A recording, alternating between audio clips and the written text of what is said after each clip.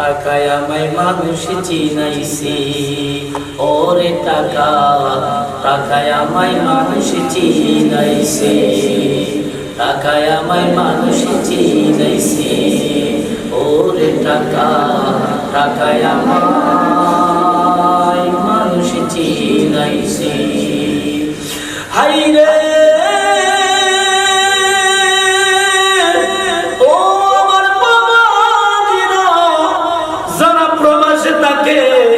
প্রবাস জীবনটা খুব কষ্টময় একটা জীবন। যারা প্রবাসে থাকে তারা বুঝে প্রবাসে থাকাটা কত কষ্ট। তারা নিজের ইচ্ছাকে বিসর্জন দিয়া তারা বাইরের ইচ্ছা পূরণ করে, তারা বন্ধুর ইচ্ছা পূরণ করে, তারা মা বাবাদের ইচ্ছা পূরণ করে, তাদের স্ত্রীদের ইচ্ছা পূরণ করে, সন্তানাদিদের ইচ্ছা পূরণ করে। হাইরে ঈদ আসলে বাড়ি থেকে ফোন দিলে মা বলে, আব্বু তুমি একটা নতুন জামা কিনছো নি?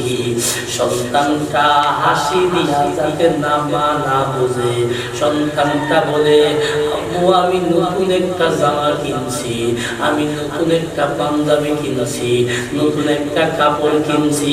এই প্রবাসীটা কিন্তু নতুন কাপড় পরে নাই। মা বলে আব্বু আজকে ঈদের দিন তুমি একটা ছবি তুলে দাও। সন্তান ছবি তুলে দিতে চাই না। কত প্রবাসী দেখলাম অন্য আরেকজনের একটা ড্রেস পইরা, যাতে মাকে সান্ত্বনা দেওয়া যায়, যাতে পরিবার মানুষদেরকে সান্ত্বনা দেওয়া যায়।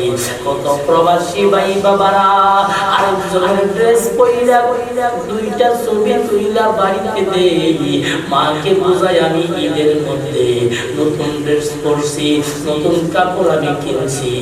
এই প্রবাসীরা নিজের চিন্তাটা কইরা ঈদ আসলে ভাইকে বলে ভাই তোর নতুন কিছু লাগবুনি, বোনকে বলে বোন তোমার কিছু লাগবুনি, মা বাবাকে বলে মা বাবা তোমার কিছু লাগবুনি, স্ত্রী পুত্র সন্তান মেয়ে সন্তান থাকলে বলে তোমাদের কিছু লাগবুনি।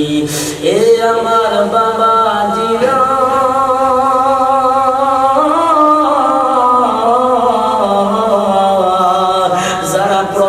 তাকে তারা কত কষ্ট করে, তারা দেশের চিন্তা সব সময় করে, পরিবারের চিন্তা করতে করতে তাদের জীবনকে তারা বিসর্জন দিয়া দেয়।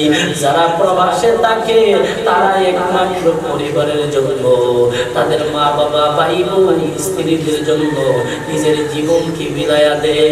আল্লাহ পাক যেন প্রত্যেকটা প্রবাসীকে কবুল করে। সবাই বলি আমিন।